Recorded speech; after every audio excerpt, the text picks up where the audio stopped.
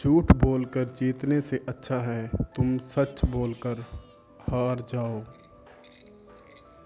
खामोशी एक नेमत है, ख़ास तौर पर इस वक्त जब इख्तलाफात ज़्यादा हों, आवाज़ें बुलंद हों, इल्म की कमी हो और दलील की कोई इज़्ज़त ना हो।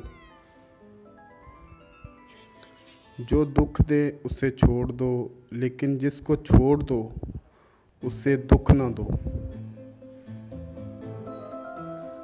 सब्र दो तरह का होता है, एक नागवार बातों पर सब्र और दूसरा पसंदीदा चीज़ों से सब्र।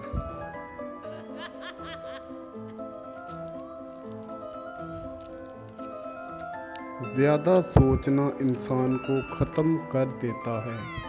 बस दुआ करो और अल्लाह पर छोड़ दो।